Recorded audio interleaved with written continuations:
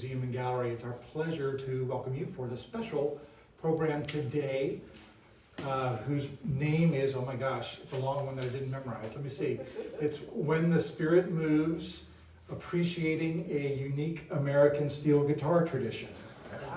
African American steel guitar position. Yes. Good job. Pretty close. Thank you. What's more important is what these guest panelists are going to say about the topic.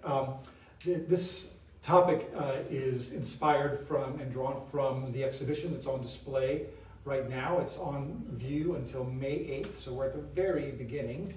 Plenty of time for word of mouth to reach your friends and neighbors and for them to come enjoy the exhibition that'll be on view until Mother's Day. But this exhibition is the tiniest fraction of the scholarship and artistry of one of our guests here today, Robert L. Stone, who's sitting right here at my immediate left. It is his long relationship with this cultural tradition and his study and scholarship on it that produced the photographs that are a part of that scholarship. 37, again, only a tiny fraction of the photographs that are on display as part of this special exhibition that debuts here in Fort Pierce. So this panel is going to talk about the musical and the religious roots of this special musical tradition. So here's what we're going to do, what I'm going to do. I'm going to introduce each of our speakers all at the same time, one at a time.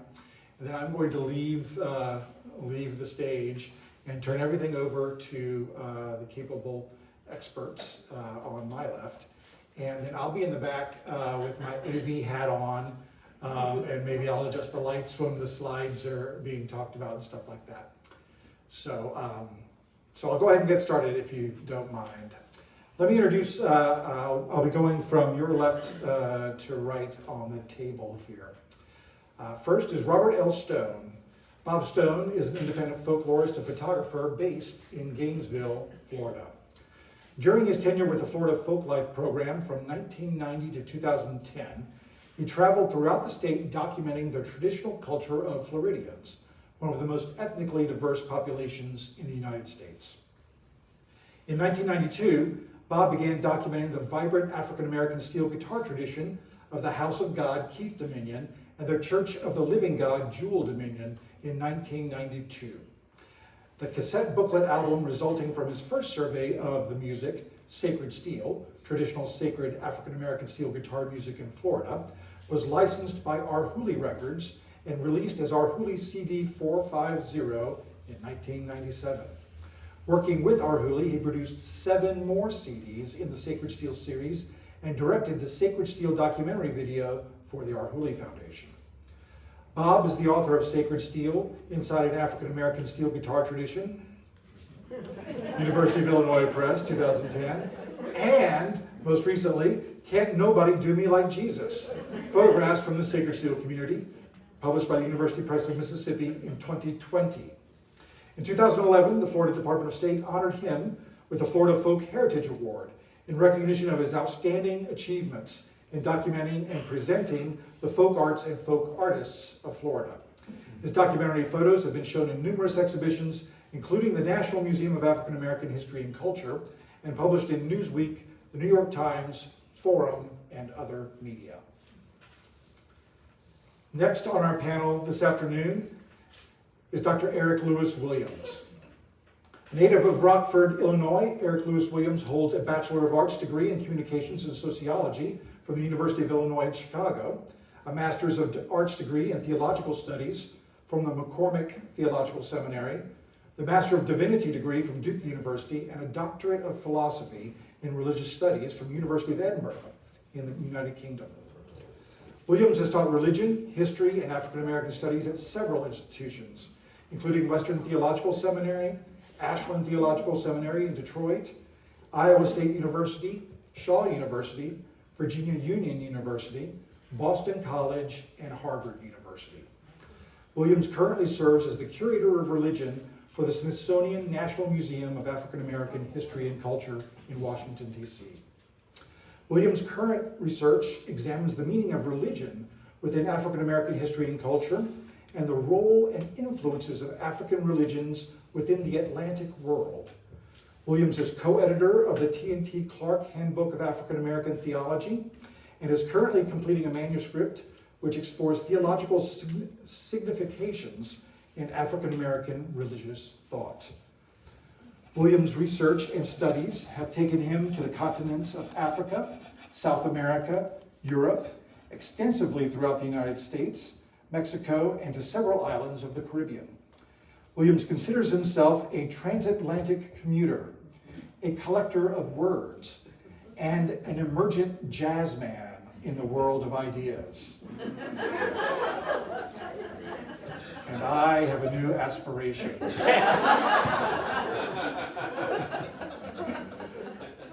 And never least, but only the last in order of introductions, is Elder Elton Noble. Elder Elton Noble was born in Fort Pierce, Florida in 1962, where he has lived all his life. Raised in the House of God Church, he began preaching in 1990 and formally entered the ministry in 1994. In the rank of presiding elder, today he serves as pastor of Fort Pierce House of God No. 2. As a member of the House of God National Evangelist Team, Elder Noble travels throughout the East and Midwest. He is president of the East Coast of Florida Diocese Evangelistic Team and serves as the diocese music coordinator. Elder Noble took up the steel guitar in the 1990s. In 1994, he apprenticed with House of God virtuoso steel guitarist and Fort Pierce native Aubrey Gent under the Florida Department of State's Folklife Apprenticeship Program. Today, he excels on both lap and pedal steel and is in high demand as both a musician and minister. Elder Noble and his lovely wife, Renee, his wife of 30 years, have 3 sons, all of whom are musicians. Were they all with us last night? Great. They were indeed all with us last night, including extended family, if you were with us at the reception last night. So you could see that these traditions that are so storied are also generational. We're very pleased to have each of these scholars and gentlemen with us today, this afternoon, at the Backus Museum for this special program. I will turn the podium over to Rob Stone, who's going to moderate the conversation today. Yeah, don't forget your microphone when you're... Yes. Oh, right down, yeah. Turn it on. Oops. Is this on? No. Try it again. Now it's on. Try it again. Now it's on. Hey. Pretty good for an engineer. It's a long story. Well, the first thing I want to start with is getting straight what a steel guitar is and what it isn't. It doesn't matter what the instrument is made of.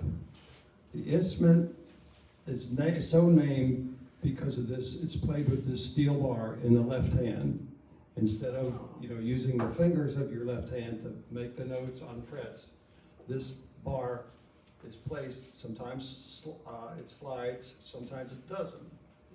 You should be able to play the steel guitar in a manner, if your technique is good, to where nobody could guess it was a steel guitar if they didn't hear it. You can play notes exactly on the money, and it takes a while to get there, believe me. And you also use typically a thumb pick and 2 finger picks. I'm going to see if I can leave here with Elton's thumb pick. It's complicated by the fact that there are metal guitars out there, guitars made out of metal. They're sometimes made of steel, but sometimes they're not. People call those things steel guitars, and they're not really. People think that a dobro is a steel guitar, it's an acoustic steel guitar, if it's played with a bar. The same company also makes that instrument with what they call a Spanish neck, so you can play it with your fingers. So as I say, it couldn't be more confusing, really.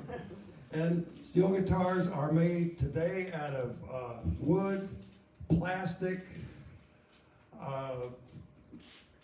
carbon fiber. There's high-tech ones made out of carbon fiber. Most pedal steels are surfaced with Formica. So they're made out of all sorts of materials. And to make it even more complicated, the bar, the steel bar, which is the steel in the steel guitar, can be made out of, there's a lot of them made out of engineering, space age plastics today, because they work better, they're more noise free. Titanium, glass, Bakelite plastic, so there you are. Yeah, steel guitars were made out of Bakelite plastic in the 1930s. But here, yes, lights, thank you. Here's a slide. I love the one on the left because it really helps describe what the instrument is.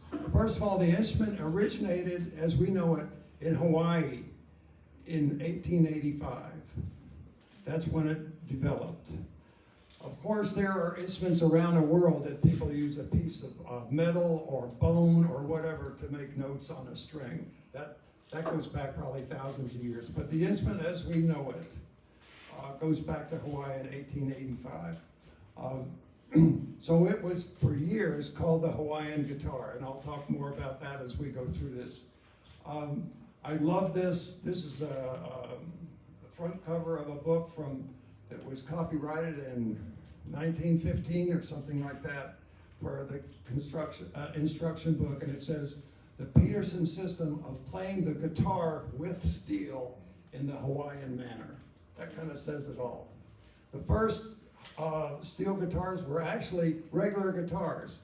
They just raised the strings up off the neck so the strings wouldn't rattle on the neck when you used the steel bar, and of course turn them to be in a horizontal plane, as you see. So right away, people loved the sound of this, and it was developed, techniques were developed, and became a worldwide musical fad in the early part of the 20th century. In particular, in 1915, there was the Panama Pacific Exposition, which was like a world fair. Hawaii had a big pavilion there promoting their culture and tourism. And Hawaiian music and dancers were a big part of that. And so that was, for many people, the first time they saw and heard a steel guitar. They were still acoustic at that time. So, and you can see this fella in the center, Sal Ho'opi'i, I think I said it right, was really a master, a virtuoso, and he recorded widely, beginning with acoustic instrument, that's a metal-bodied resonator instrument, and then up into the electrics. The instrument became electrified, commercially available in 1932, where my voice is especially rough today. Apologize. When I did radio work, the engineer used to call fog and scratch my voice. So there were others, but he was certainly memorable. He recorded a whole lot, influenced a lot of people. So then Tin Pan Alley started writing, ersatz Hawaiian songs, and became very popular. It was like, disco or rap or something. It was everywhere, and it wasn't just in the mainland U.S., it was around the world. One of the offshoots of that was classes where you could learn how to play the instrument. And here's a class now. These are early electric instruments. I date this photo just by the way they dress in the 50s, early 50s. But it started in the acoustic era. There was a company called the Wahoo Publishing Company out of that great island city of Cleveland, Ohio. And they've been called the Amway of Hawaiian music, because they had this pyramid scheme where a person would buy a cheap guitar from them, take their lessons. These are covers from some of their folios of instruction, and learn how to play the instrument. And then that student could work up to a better instrument, which they'd sell them, probably on easy payments. And then if they could eventually take the manager's professional course and open their own studio. And they taught tens of thousands of people.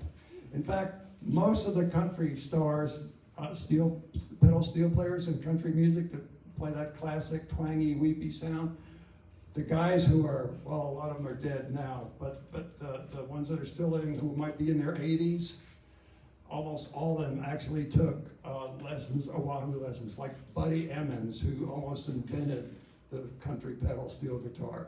He took Oahu lessons. A lot of them did. It was the way he learned.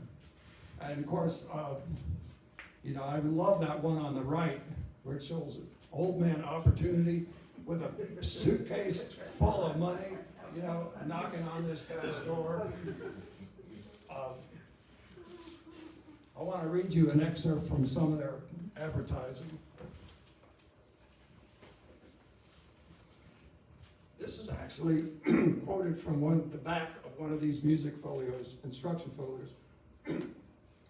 Possibly you are considering becoming a lawyer, physician, druggist, electrician, or stenographer, or any one of 100 other occupations that we could mention. We think you will readily agree that these occupations are already badly overcrowded.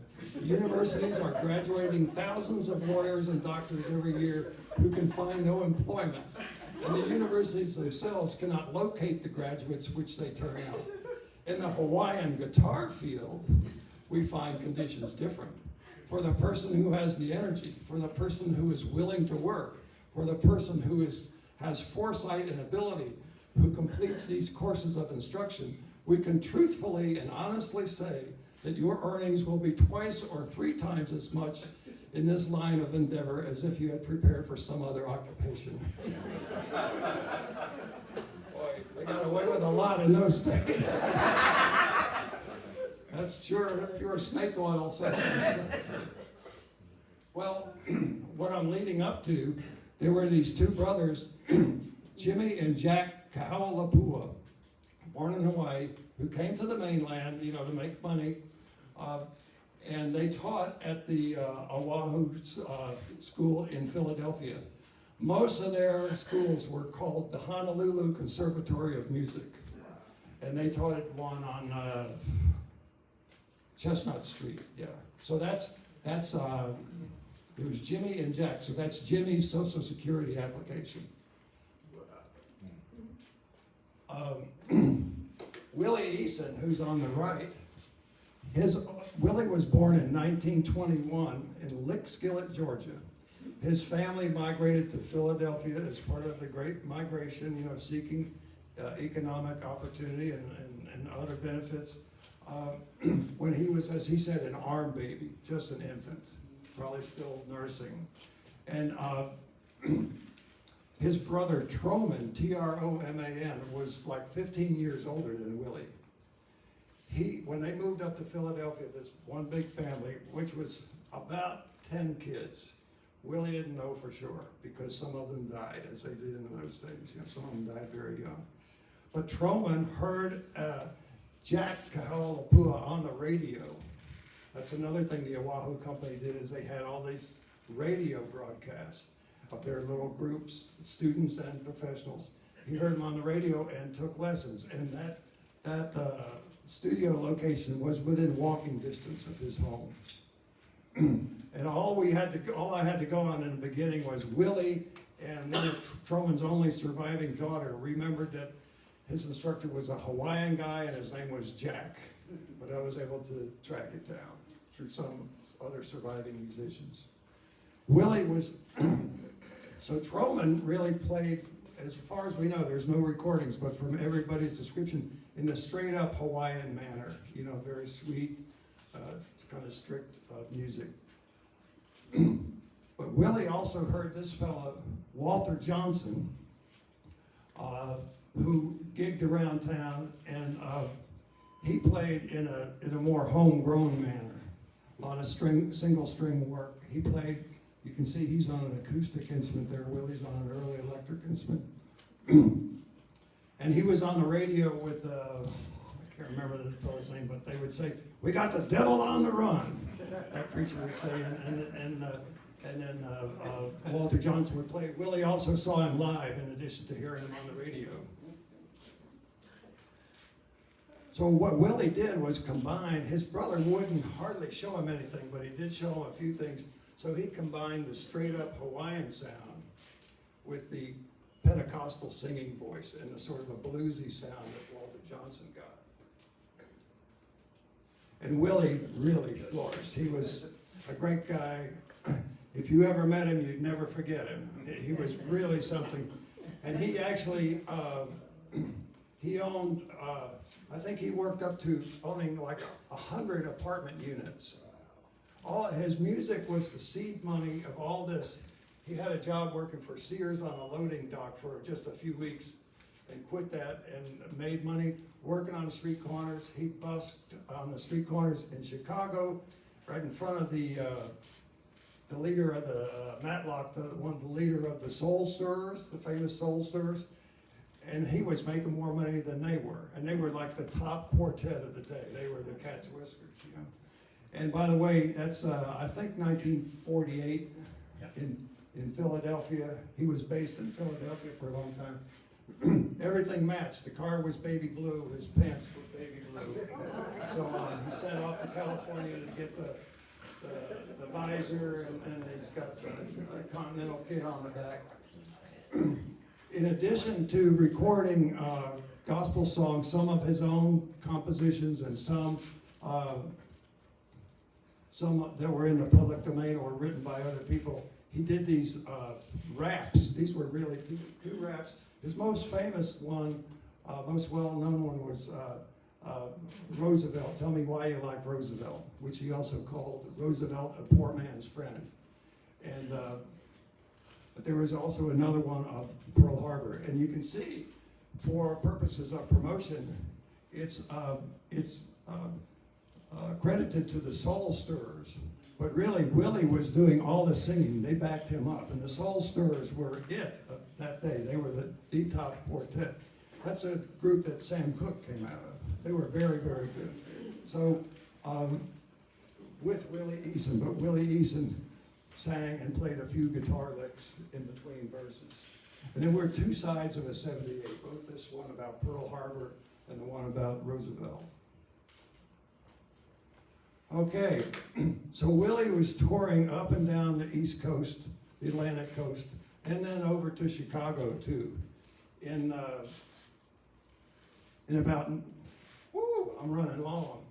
In about 1940, he stops in Ocala and meets Henry Nelson, marries Henry Nelson's sister. He was 10 years older than Henry Nelson. Henry Nelson was like a 10-year-old boy. He said, I wanted to do everything I saw. He was just amazed by Willie Eason. So he took it up, and he became probably the most influential musician. I'm going to have Elton give a demonstration of Henry in the House of God as far as the music that's played in the services today. And you can, I don't know if you can see it there, but I have Henry Nelson's business card that says Hawaiian guitar on it. So he called it the Hawaiian guitar, not the steel guitar. And many in the church still call it the Hawaiian guitar, which is a term that's gone out of popular use today. You know, steel guitar is a popular term. I'm sorry, I'm running so long here. Then we have the other half of the church. There were two half of the church. The Church of the Living God, Jewel Dominion. The big influence there was Bishop Lorenzo Harrison. That's him on the left and him on the right. And that's the Jewel Gospel Singers. They toured worldwide and made a lot of phonograph records. They toured as far as the Philippines. And they were actually sponsored by the church. How does that do that? Oh boy. Done it now. An Indian man to the rescue. Trying to use my left hand. I can't do anything with my left hand. There we are. So I need to go.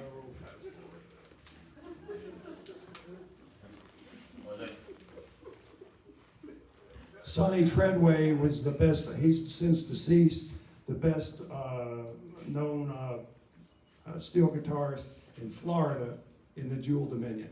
He was in Deerfield Beach, but he's gone. He actually traveled a lot with Bishop Lorenzo Harrison, playing backup guitar as well as steel guitar. He also played the saxophone. Never heard him, but he's supposed to be a good sax player. He was originally from Detroit, as were these two guys. In fact, Sonny and Calvin Cook and Ted Beard, really, they all grew up together in Detroit. And they all started, well, Sonny stayed in the Jewel Dominion. Calvin and Ted started in the Jewel Dominion, and in the 1950s, their family went over to the House of God Keith Dominion. There was a split, church politics kind of thing. So they brought that musical influence with them. That's what's significant about it. So today, people like Chuck Campbell, they're influenced by both. Right. By the Jewel Dominion and the Keith Dominion, Henry Nelson. And then in Florida, then the pedal steel comes along. There's a pedal steel out there you can look at, but basically what it does is those foot pedals and knee levers, you can see with the mirror under the instrument, they change certain pitches. It gives you more harmonic capability. They change the pitch of certain strings. And Glenn Lee was the big guy in Florida. Chuck Campbell was the big guy nationally in introducing pedal steel. Chuck really introduced, in fact, he introduced it to those men you previously saw that were 15, 20 years older than him. Chuck was a teenager and came over and helped them set up their pedal steels. And he was born and raised in Rochester, moved to Haines City, Florida 2-3 years ago. And he really set the style for a lot of people. He was a tremendous influence. And here's Robert Randolph, who's actually a secular music star today, has a recording contract with Warner Brothers. He came out of the House of God Church in New Jersey. And there's his business card from just before he went commercial. And it says, Steel Hawaiian Guitar. So I think you can see the Hawaiian influence is definitely there, and especially with a lot of the old timers, they still call it the Hawaiian guitar, or just the Hawaiian, right? In fact, if it's not the steel guitar, they call it lead, right? Right. Even if the guitarist is playing rhythm, they call it lead because it distinguishes it from the steel. Okay, that's all I have. I'm sorry I ran a little over, folks.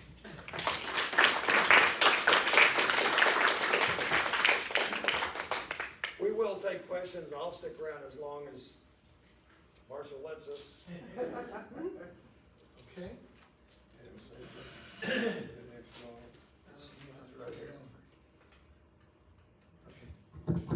Okay. Good afternoon, everyone. I am the emerging jazz man in the world of ideas. I'm very, very honored to be here today with you and to be here with these wonderful panelists and in this very beautiful museum and to see all of your lovely faces. And as I was preparing to my comments that I would share today, I realized I've already written some comments. And so I'm going to share those comments and then we can have more conversation. But I want to say before I begin, I enter into this conversation as a scholar of religion who also happens to work as a curator. So I'm interested in material culture. But I'm also, I also enter into the conversation as someone who was raised in an African-American holiness Pentecostal tradition. My father was actually a minister within the Church of God in Christ, which is part of the larger family of Black holiness Pentecostal churches. And so the spirituality, what I call the percussive spirituality, this spirituality that rocks and that's musical, and these kind of ecstatic religious experiences that one has that is initiated into the tradition. So I kind of know it from the interior. So when I was invited to participate, I was exceedingly excited about it. I want to read a quote from something that I'm working on at the moment on religious photography, and then I want to share with you something else that I've written about the particular exhibition and the book that is available for you to purchase while you're here. So the story of African American religion as captured through the photographer's lens is the story of divergent movements, moments, and motions. In one sense, it is a reductionist endeavor in that the photographer has the impossibility of capturing an entire religious universe with the lens no wider than 8 centimeters in diameter. Yet from the other side, that the photographer's lens provides a viewer with a window into the very heart and soul of the Black religious experience. This text, through these portals, these photographic portals, provides windows into the Black religious experience. I want to read something that I wrote. It's actually, when you purchase the book, those of you who will purchase today, you will see that I was fortunate to be able to write the foreword. And I want to read to you my thoughts about the text as recorded in the foreword. And I wrote under the title, No More the Devil's Instrument, on creativity and innovation in Black Pentecostal music culture. Here we go. Since the publication of his first novel, Go Tell It on the Mountain, in 1953, in which he unveils the chaotic beauty of his formative African-American Pentecostal tradition and exposes its highly percussive spirituality to the world, the writings of the African-American novelist and essayist James Baldwin have held a treasured standing in both American literature and cultural studies. Named by one of his critics as America's inside eye on the Black holiness Pentecostal churches, Baldwin's writings would expose the world to the very inner life of this tradition by unveiling the moral, cultural, and theological worlds inhabited by those who dwelled within her gates, and through depicting the ways in which this religious experience was actively performed by those who believed. Baldwin's writings would expose a wider, largely secular audience to Black Pentecostal beliefs and practices, including the tarrying prayer tradition, the tradition of shouting or holy dancing, and the moral imperatives of the holiness codes, which served as guides for the faithful in their quest to live in the world but not of the world. By consciously highlighting these particular practices, Baldwin emphasized both the highly dynamic and performative nature of Black Pentecostal spirituality, thus providing his readers with a window into how Pentecostalism was envisioned within the African American religious imagination. In his 1963 publication, The Fire Next Time, Baldwin writes of his own religious experience within the tradition. Though having been disengaged from the tradition for some time, he continues to extol the beauty, significance, and the indelible imprint left upon him by the tradition when he writes, and I quote from Baldwin now, "There is no music like that music, no drama like the drama of the saints rejoicing, the sinners moaning, the tamarines racing, and all those voices coming together and crying holy unto the Lord. There is still for me no pathos quite like the pathos of those multicolored, worn, somehow triumphant and transfigured faces speaking from the depths of a visible, tangible, continuing despair of the goodness of the Lord. I have never seen anything to equal the fire and excitement that sometimes without warning will fill a church, causing the church to rock. Nothing that has happened to me since equals the power and the glory that I sometimes felt when in the middle of a sermon, I knew that I was somehow, by some miracle, really carrying the word when the church and I were one. Their pain and joy were mine, and mine was theirs. They surrendered their pain and joy to me. I surrendered mine to them. And their cries of amen and hallelujah and yes, Lord, and praise his name and preach it, brother, sustained and whipped on my solos until we became equal, wringing wet, singing and dancing in anguish and rejoicing at the foot of the altar, end of quote. But like so many who would come under the influence of the Pentecostal movement, both before and after him, for Baldwin, it was the power of the music and in the dynamism of the community's worship life that the beauty of holiness was most clearly revealed.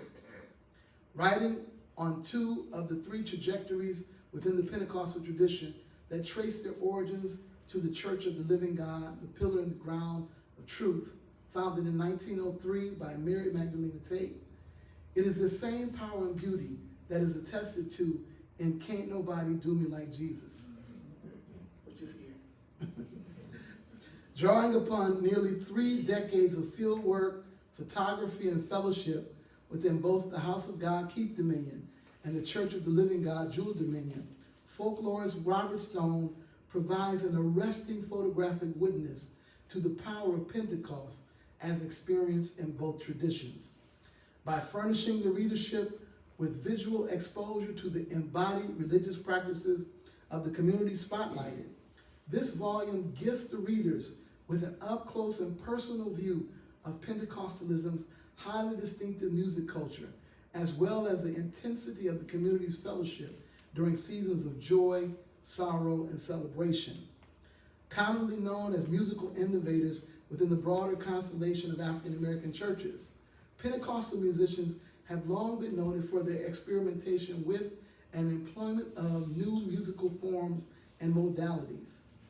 While these innovations would include chord progressions, harmonizing structures, tempo variations, vocal arrangements, ad-libbing, and reviving traditions of call and response singing, these experimental innovations would also be inclusive of alternative forms of musical instrumentation and techniques, utilizing drums, tamarines, organs, synthesizers, saxophones, and trumpets. The Pentecostals saw their adoption of these instruments and sounds as a sanctification of the very instruments used in the production and performance of the devil's music. Perhaps no other instrument better symbolizes both the sanctification of the devil's instrument and Pentecostal musical innovation than that of the electric guitar. Since the early days of the Pentecostal movement among African Americans, the string instruments have been commonly employed in the service of making a joyful noise unto the Lord.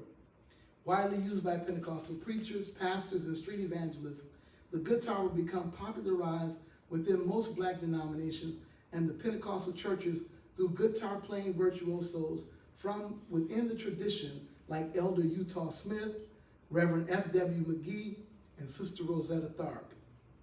But not only will Pentecostal guitarists influence musical genres within the church, the testimony of secular guitarists like Elvis Presley, B.B. King, and Jimi Hendrix are also telling, as each were careful to credit their black Pentecostal tutors for the inspiration behind the creative engagements of their instruments. And Can't Nobody Do Me Like Jesus, which is sitting right here. By focusing on the steel guitar tradition in both the House of God and the Church of the Living God denominations, Robert Stone demonstrates how contemporary Pentecostal guitarists continue to expand upon these earlier traditions of creativity and innovation. In addition to documenting the use of the steel guitar in worship, Stone's photography also captures the manner in which the faithful use their very lives and bodies as instruments, consecrated and repurposed for the service of the living God. The visual feast contained within this volume provides ample opportunity for readers to witness to the power, beauty, and the transformative capacity of Pentecost in the lives of his followers and for the life of the world. And this is what, how I understood what Bob Stone has done in this very amazing text, because he carries us into, we see moments of hope and moments of sorrow, hope and suffering. We see moments of praise, and there is a kind of, in his photographic kind of genius that that there is a kind of intimacy and an access that he has and he's built up over the years. And so it's a really powerful witness to the beauty of American music, the beauty of African American religion, and of course this amazing tradition that we find here. And so I'm delighted to be a part of the conversation. I look forward to the questions. Thank you. How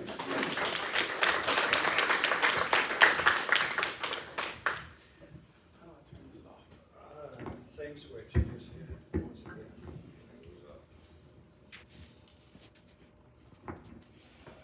Yes.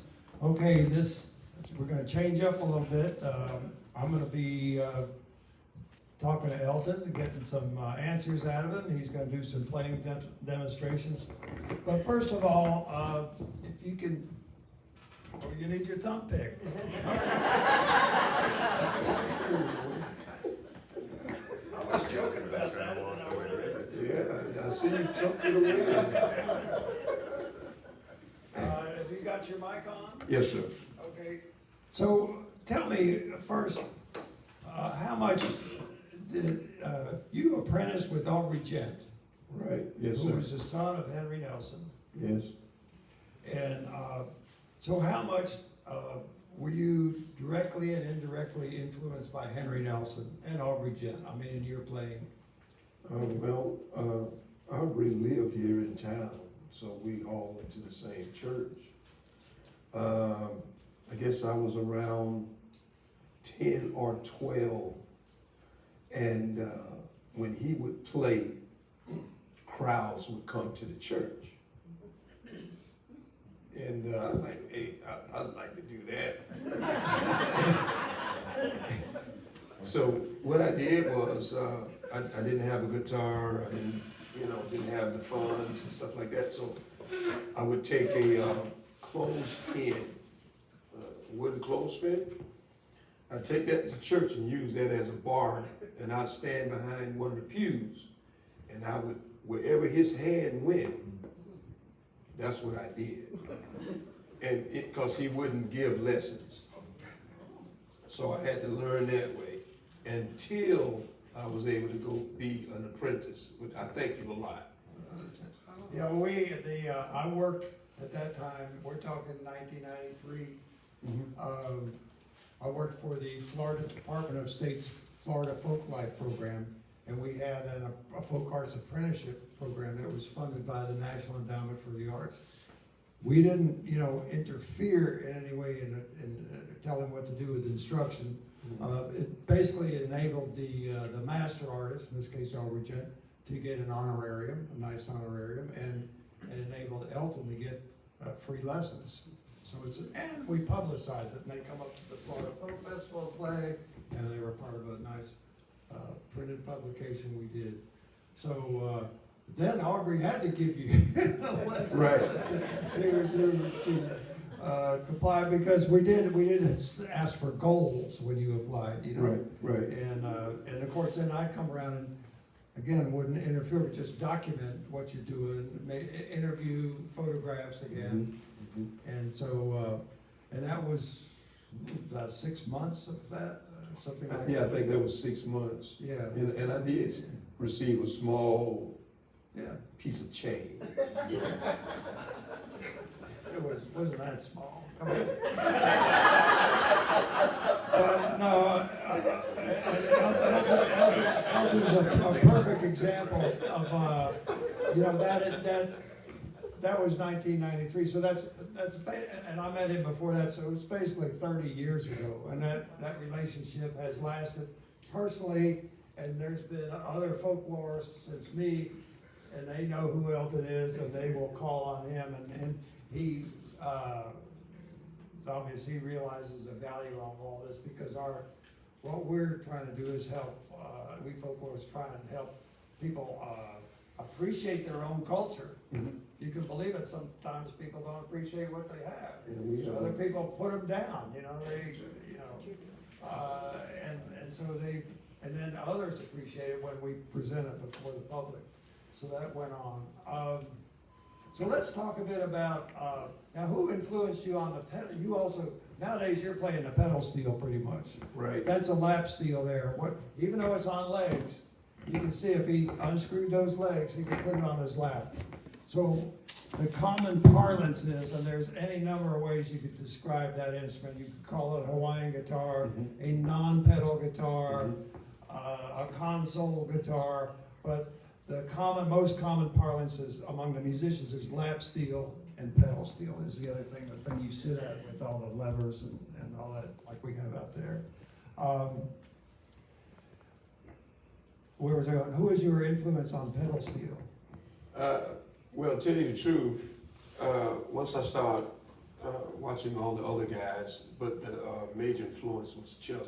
Chuck Campbell, right? Yeah, because Chuck told me to, he told me to stop playing this. Chuck and I have had a lot of conversations. Yeah. See, I'll confess, I'm an amateur steel guitarist. I play the lap steel. Mostly because I can't pick up a pedal steel. They're real heavy, and my back is delicate. They make them lighter now. But Chuck really likes those chords. Right. You can do some really full jazzy type chords. You know, Edwin Hawkins type stuff on a pedal steel that you can't do on a lap steel. Yeah. So that's one of the beauties of it. Right. Chuck, once you master this, you want to go a little bit further. Yes. And the pedal steel gives you that challenge every time you touch it. Because every time you touch it, you're going to find out something new. And when you find out something new, you try to master that. And once you master that, you go into something else. But then when you start listening to other steel players, I've been corresponding with David Wright. He's a country western steel player. So, might as well get some advice from those guys. So he encouraged me. And matter of fact, my steel guitar is tuned the way his is, and I'm in B flat, B6. B6, so I play B6. So my tuning, as Chuck said last night, all of us have different tunings because we have different imaginations. So the basic tuning for the pedal steel in our in the church is E or E7. Majority of the guys play at E7. I didn't want to be like everybody else. I look like that, don't I? So what I did was I went over some tunings. I stuck with dobro tuning, and I converted dobro tuning into this, but I rearranged some things to be able to get different sound, different chords and stuff like that. So I found out that B flat 6 was spot on. What you had in your mind. Right, but I had him spot on, but everybody else don't play B flat 6. So if I take my guitar to a church, a lot of guys cannot sit down behind it. Even Chuck was telling me last night, all he played was 3 strings, and I played 12-string guitar. So, but he also plays 12-string too, but my tuning is majorly different from his. Yeah. And so he played Amazing Grace on it last night, yes, using 3 strings. Yes. I probably would have used all of them. Yeah. I could go from the top to the bottom. But, I've been playing ever since I was 13. I'm 59 now. So I have a few miles behind me, but that's it. Okay. Dr. Williams already mentioned that this church was founded in 1903. The parent church of, there's 2 organizations now, which, 2 that have the steel guitar tradition. Correct. They split. They came from one parent church.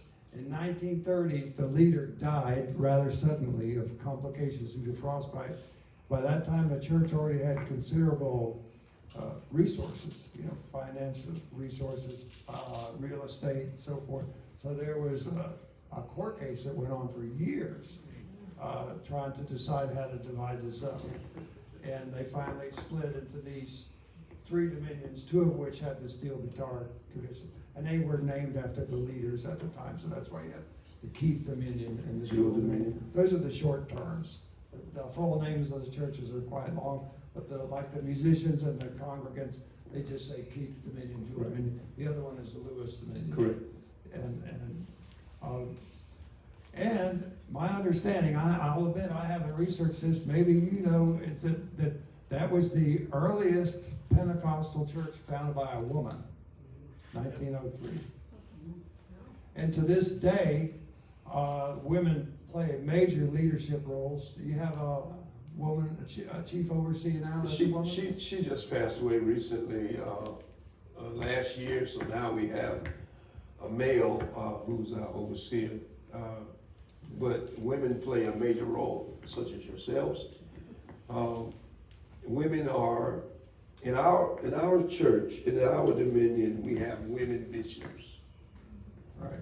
We have women pastors. And I know that traditionally in Baptist churches, some women cannot even grace the pulpit. But that's not like that in our church. Yes. And the Jewel Dominion is even more so. They have never had a man, since 1930, they have never had a man at the top. That's true. That's true. So, and it's also been, except for this current leader, all from one family. In fact, if you recall the Jewel Singers, one of them was, blanking on her name, became the chief overseer, one of the Right. Jewel Singers. I just know of the family has always been in charge. Yes. Okay, let's do a little music. How about, while you're getting up, I'll talk about it.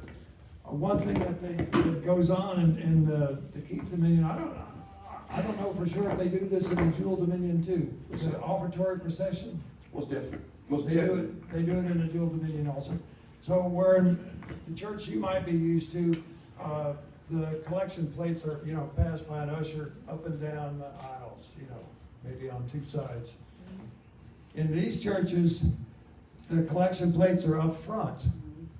And the ushers guide you row by row to come up, and while they play some really happy music, puts you in the giving mood. And really, you can imagine, those of you who saw Linda Blue last night doing Can't Nobody But Jesus, she doesn't just walk up. They're dancing and swaggering. Some people have compared it to the New Orleans second line stuff. I've seen, and I took photos of it, one of them's in the book, where the ushers, that's a big church, the National Church, it's a 2,000 seat auditorium. With the ushers, when the ushers are returning going to the back of the church with the plates they've collected, the ushers are doing, and I've seen this one did a dip and a full 360-degree turn as he's marching, like you see in Florida A&M or something like that. So, what I've heard, Willie Eason said that if he wasn't the first, he was one of the first to do that, get that idea. Before that, they just passed the plates around. Anyhow, give us and there's a tune they call the House of God March. Can you play that one? It's called, we The call March. it the March. But it is O When the Saints. No, I was thinking of the other two. Huh? I was thinking of the other one. That's okay, play. Yeah, I kind of like trying to stay with old school. Okay. Let's get it sounding nice.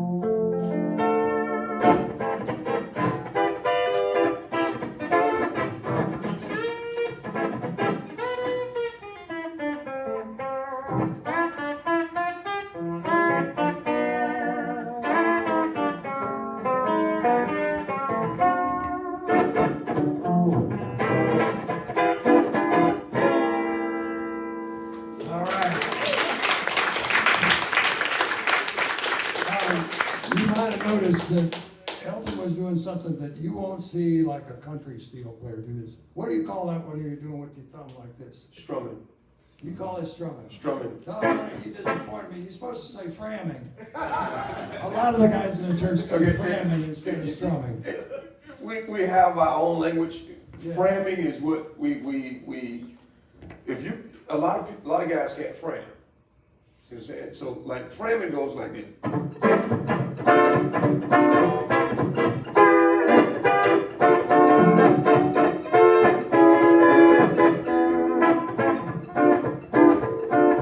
And you notice I didn't pick anything, I'm just strumming. And we do another strum like once the service gets high, you know, spirit. You know, when they do it, they shouting and stuff like that. Yeah, our churches, if you come to our church, don't expect it to be quiet. Okay, we do something like this once the spirit gets high.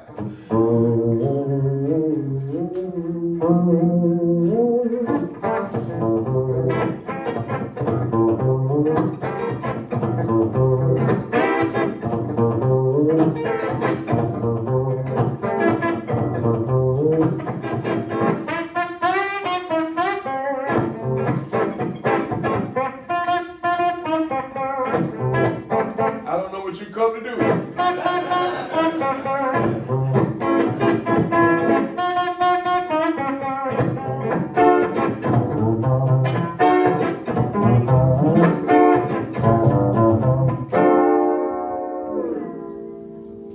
Okay. Now, Elton's is a great resource because, as you can see, he's a wonderful steel player. But at church, you're the minister. Right.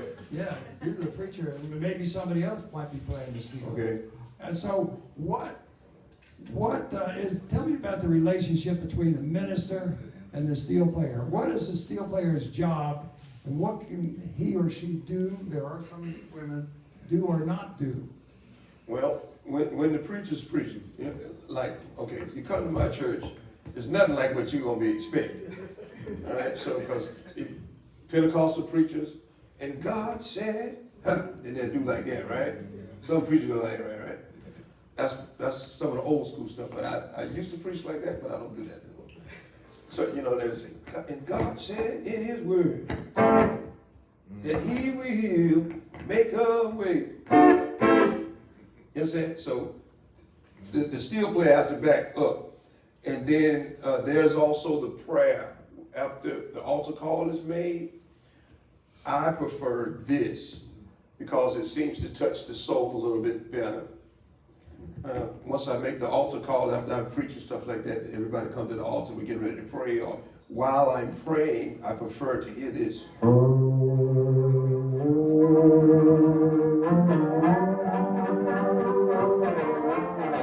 And you die down.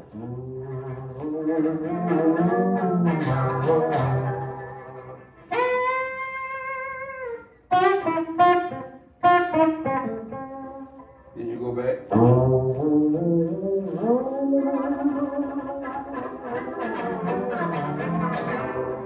And you keep that up until he says stop. Now you will give the minister, the preacher will give the steel guitarist some kind of cue. They do no cue. They're just gonna look. Yeah, that's what I mean. Yeah. Once they look, you better stop. My point is that the steel guitarists have to really be on the ball. Yeah. And what we found is when they started, playing before the public or something, or playing with other musicians, these guys were really good at picking up these subtle cues. You didn't have to say, "Okay, take it away." I mean, all they knew is you just took a look. And if they've been playing with the same preacher for a long time, they might even not have to look. No. You just know. No. And you're also looking at the congregation, see how We they have to respond. read the congregation. If you don't, in the church, if you don't read the congregation, you're not going to be playing. Yeah. They will let you know. And they will take you off and will not use you anymore.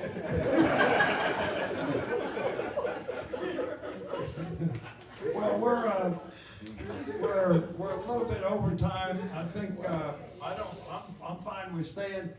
I think it's time for questions and answers. I just got one thing I'd like to say to the brother, Reverend William, Dr. Reverend.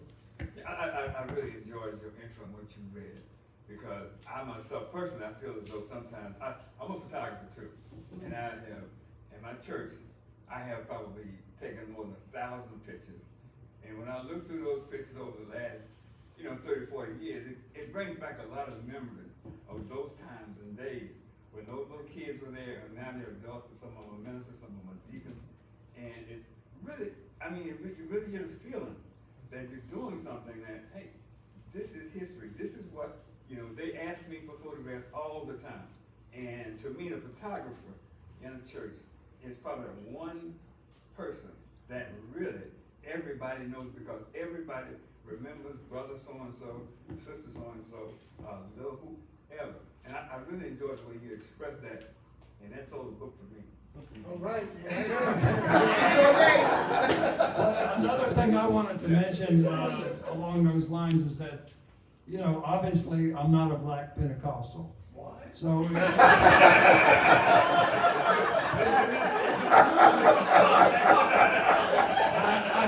had to be, it takes a while. You just don't come in 2 hours and capture all sorts of stuff. Cultivate those relationships. And the other thing is, that I'm sure you can appreciate, is that, and I've seen it in books, and I've made great efforts to avoid this. It's very easy to sensationalize or make it exotic behavior.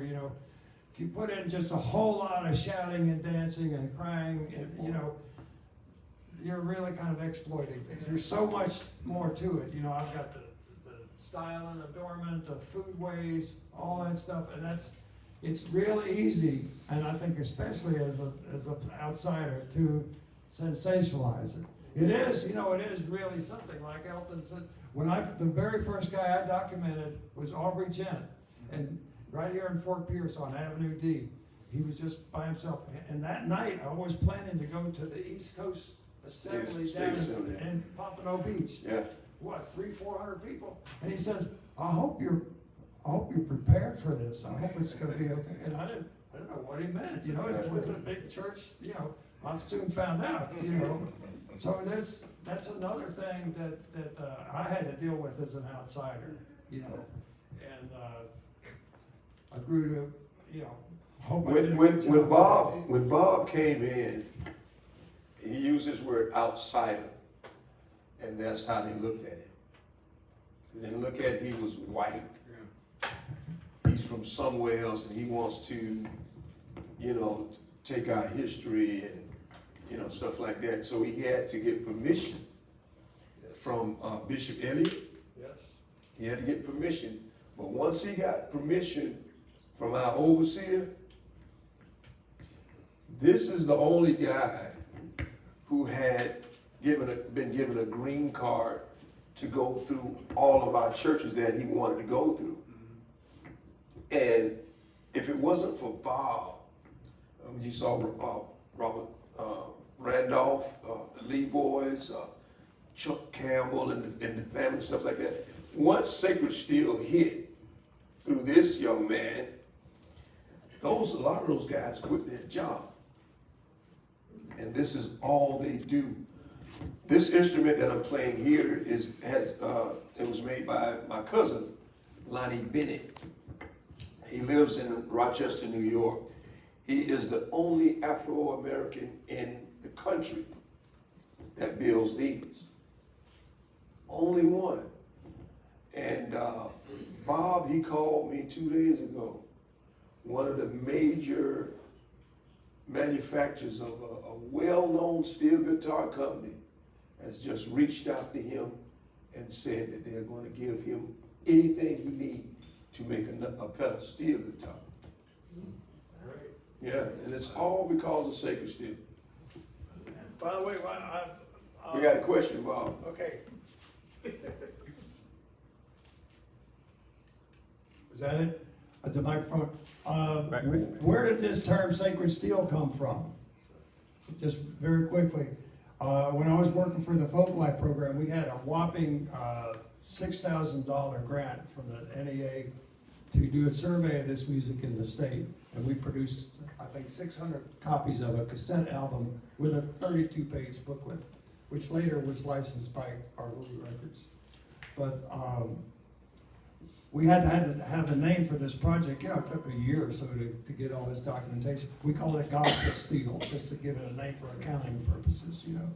Well, when we got ready to produce the first album, we said, what are we gonna title the album, you know? And Gospel Steel, no, I don't like that, because some of this I saw as sacred, functional music, which you wouldn't see in, I consider, you know, a gospel, and this could be argued, that I see as somewhat of a performance connotation to the word gospel music. You know, think of famous gospel singers and all that, where there's some of the stuff like he was doing behind the preacher or during the prayer. That stuff is just some sacred music they play, functional music. So we said sacred steel. Well, alliteration, you know, that sounds good. And right away, before that, they didn't have a name for it. No. And it became known as Sacred Steel. So especially when they would get booked a group at a festival, a folk festival or something, you know, you say Sacred Steel, it's like saying, Peanut butter and jelly.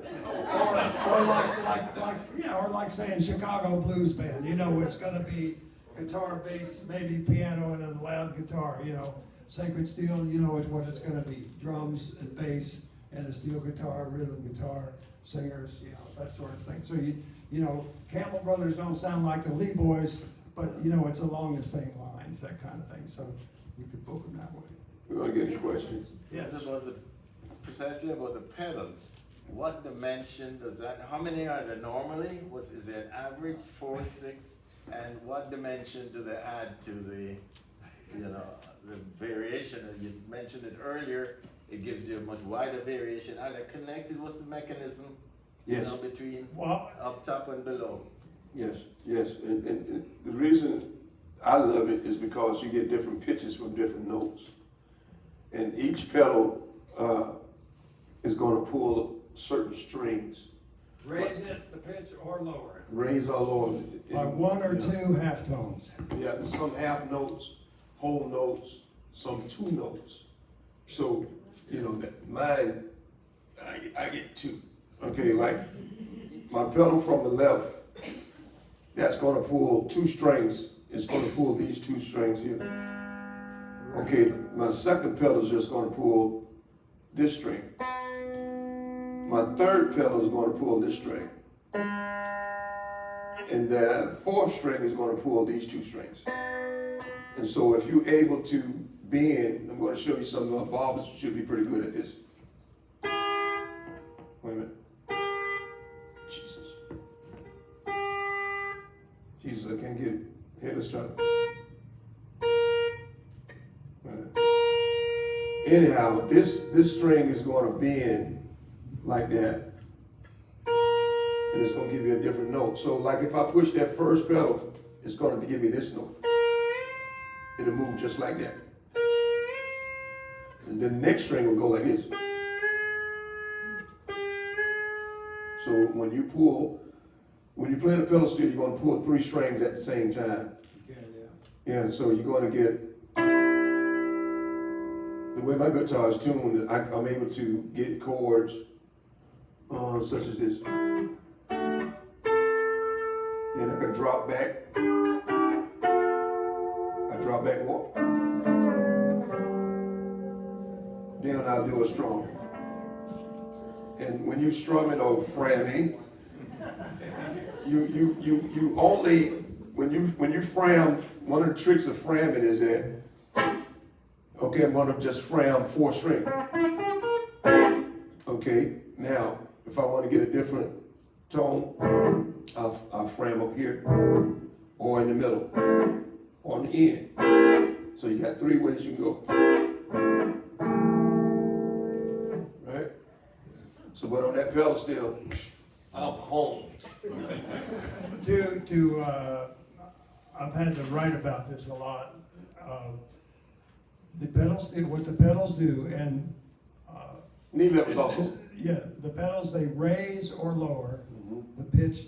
You press on one pedal that raises or lowers the pitch of one or two strings, one or two half tones. It can go three, but that's because the string has, when you let go of that pedal, that string has to bounce Go back. back. And the other thing is, it means you have to eliminate the friction. That's why if you look at his pedal steel out there on what they call the nut, well, on both ends it has rollers to eliminate the friction. You don't need that on this thing because the strings aren't moving. No. And it's funny that it's known as the pedal steel. That's the name that everybody knows about. But a kind of a basic configuration for country music is a single 10-string neck with 3 pedals and 4 knee levers. So it actually has more knee levers than the foot pedals. They do the same thing. You move your knees like this or up, you know. But they don't call it a pedal and knee lever guitar. No, there's pedals. It's all a pedal steel because the pedals came first. In the old days, you can find these old Fender instruments when pedal steel first started getting popular. They drill a hole. They drill a hole right through here and put like a coat hanger wire behind what it's called a nut to bend that string. It wouldn't even have an exact stop, you know. Guys joke and say you'd wrap it around your big toe or something. But it was really crude. And you can find those Fenders from like 1957 or 60, you know, that are drilled full of holes where they made these homemade crude pedal steels. But it was the country guys who developed it. And remember I mentioned Buddy Emmons. He worked side by side with a fellow named Shot Jackson. They formed the Showbud Company. Yeah. And the country guys developed the instrument. Modern pedal steels, you can set them up any way you want to. There's certain standard configurations for country music. The Sacred Steel guys have 3 or 4 configurations that are pretty standard, but they can modify them, and they do. Elton's found the sound he likes that's sort of in his head. Chuck Campbell's got another sound in his head. Glenn Lee had another thing. So I want to add this also. Yeah, please. My pedal steel is a 12-string guitar. I have 8 pedals. I have 6 knee levers. Wait a minute, that's 14. No. I have 12 strings. I got 12 strings. And I also want to say that these guitars are very expensive. I just sold the Emmons, a double-neck Emmons, for $4,500. Later on to find out that I could have sold it for $6,000. So, but, yeah. And so, I want to say this. Lonnie has been given the green light to make this pedal steel to the specifications of Sacred Steel. Good. That's, I mean,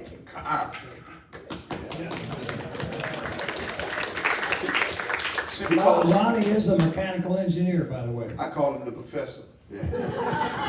So, in that, see, because we had to learn how, we had to use what the country and western guys were using, and we could only go so far. Right. You know what I mean? Because they're an E-knife, the guitar is specifically made for that tuning.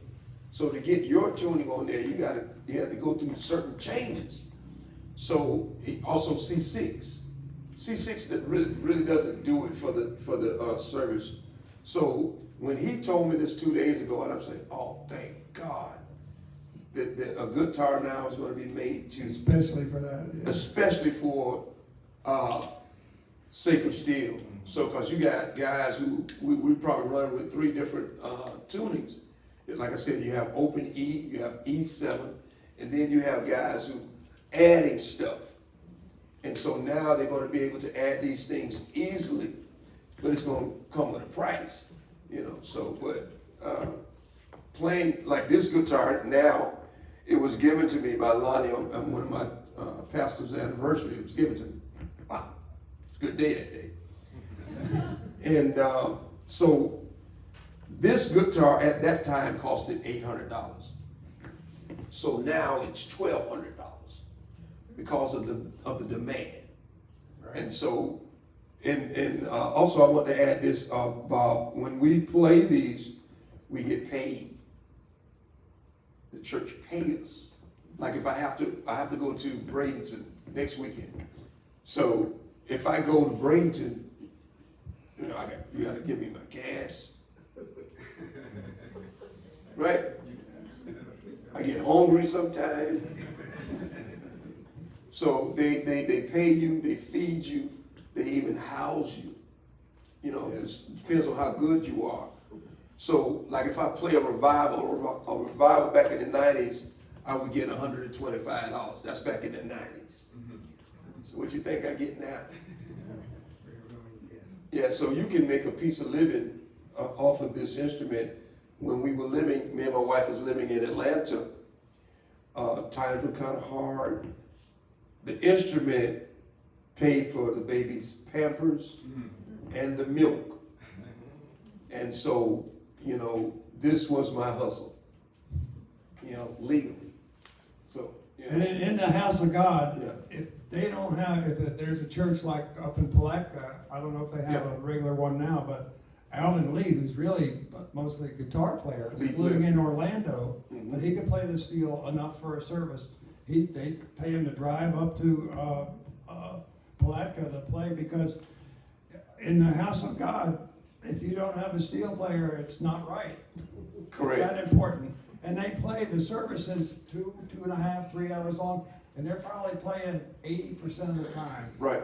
This tradition is, the steel guitar is absolutely at the top of the hierarchy, and it plays a lot more than any secular thing, more than Hawaiian music. You know, steel guitar is kind of in trouble in Hawaiian music, but even when it was at its peak, they didn't play all the time. There was a lot of singing, and you know, he showed you they even played during the prayer, during the later part of the sermon. They aid the pastor. You know, so long as that preacher is okay with it. yes. You know, if he look over and say, you know, that's enough, or he does like that, you have to stop playing, because I say you'll be gone. Go ahead, Eric. So thank you for You want to share this?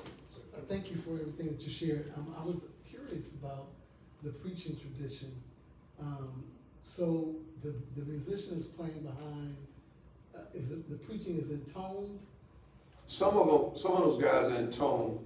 You know, the majority of them are, and you have those guys that are, and women cut up.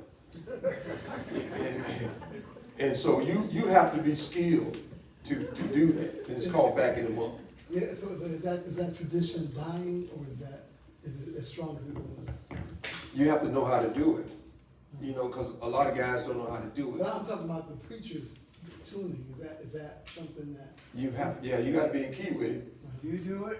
Or do you preaching? I do, yeah, because, you know, I grew up like this, so, you know, he gets what he gets. I think we had another question. Well, not a question really. I was wondering if we had time for you to play maybe one verse of Amazing Grace. I think we do that. He does have a speaking engagement at Oh, do you? 6. I was gonna remind just everybody found out I speak at 7:30. Oh, we got another hour.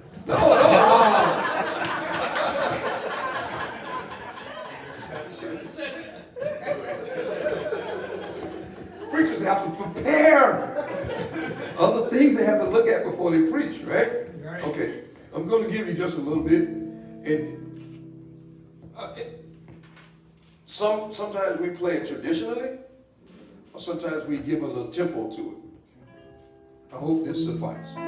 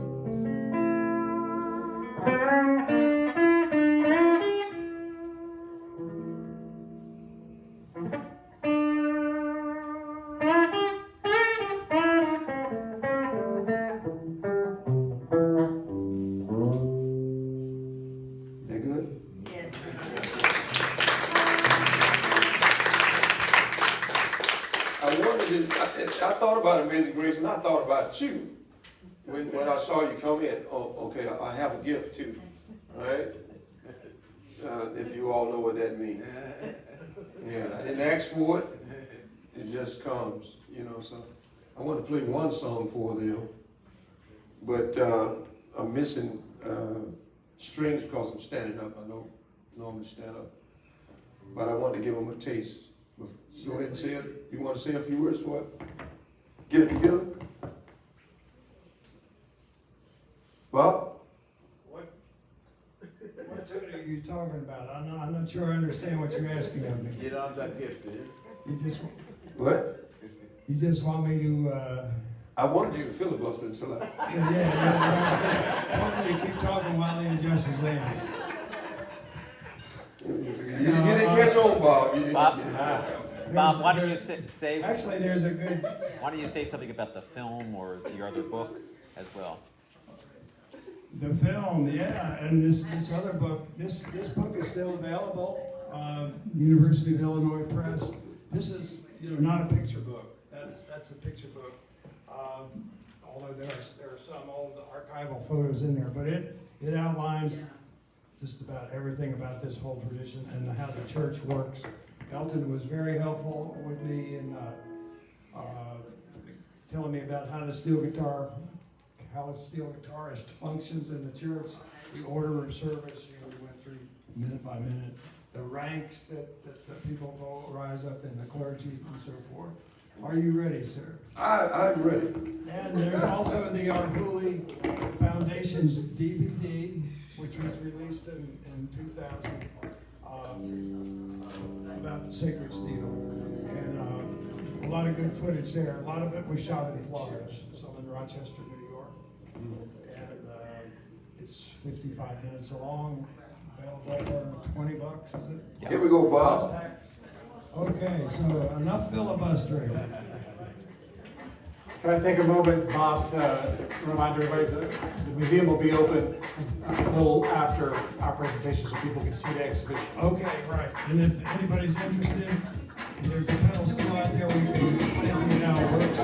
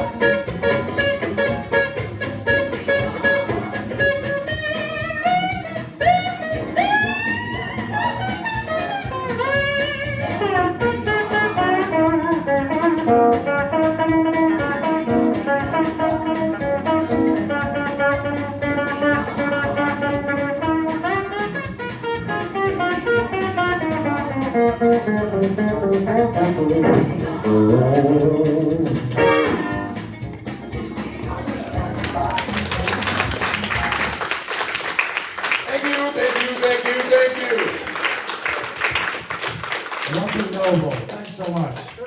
30 years of friendship, and I hope you all have enjoyed it. We will. You can go out and look at the exhibit. I'll be out there if you have some questions. Somebody want to know more about how the pedal steel works. We have a mirror under one of his pedal steel, so you can see all that crazy mechanism. Yeah, that's one of mine. Thank you so much. $2,400 guitar. What you got? Where's your church located? 2701 Georgia Avenue, AKA Suite 2. That's what they call it, Sue. Starts at 12 o'clock. Yeah, Our visitors welcome. it's the church.